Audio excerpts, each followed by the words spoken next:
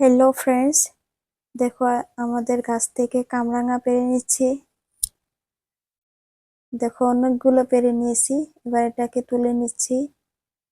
উপর থেকে পড়ে অনেকগুলোই অনেক নষ্ট হয়ে গেছে। দেখো এগুলো ভালো করে তুলে নিচ্ছি। এবার মা এটাকে ভালো করে কেটে দিছে। দেখো আমি এটাকে ভালো করে এবার ধুয়ে তুলছি। একটা ছাঁকনির মধ্যে নিয়ে নিলাম। তারপর এটার মধ্যে সামান্য পরিমাণ বা কিছু পরিমাণ লবণ দিয়ে এটাকে ভালো করে এটার যেটা টকটা অল্প করে বের করে নিব, কারণ অনেক টক আমাদের কামরাঙাটা।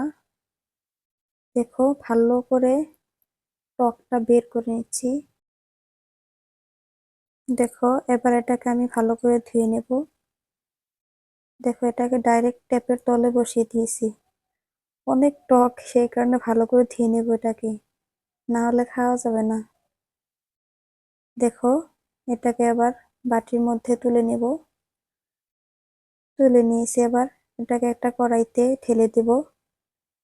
তারপর এখানে দিয়ে দিব হলুদ গুঁড়ো, তারপর দিয়ে দিব লঙ্কা গুঁড়ো, তারপর এখানে দিয়ে দিব লবণ, তারপর দিয়ে দিব ধনে গুঁড়ো, তারপর দিয়ে দিলাম জিরে গুঁড়ো, তারপর এখানে একটা পেঁয়াজ কুচি দিয়ে দিলাম। দিয়ে ভালো করে নেড়ে দেব। দেখো নেড়ে নিচ্ছি। মিডিয়াম ফ্লেমে নাড়ছি এটাকে।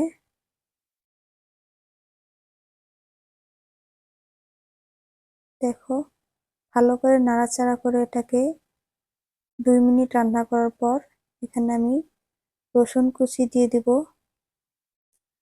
দেখো রসুন কুচি দিয়ে এটাকে ভালো করে নেড়ে দিচ্ছি।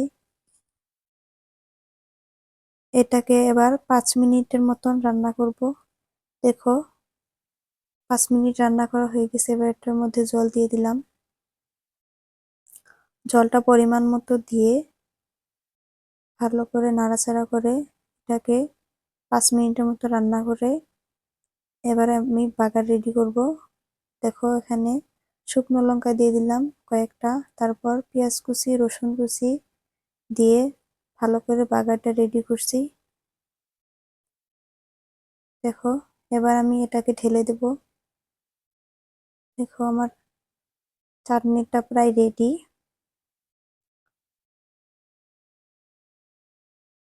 অনেক স্পাইসি করে বানিয়েছি, টেস্টি হয়েছে।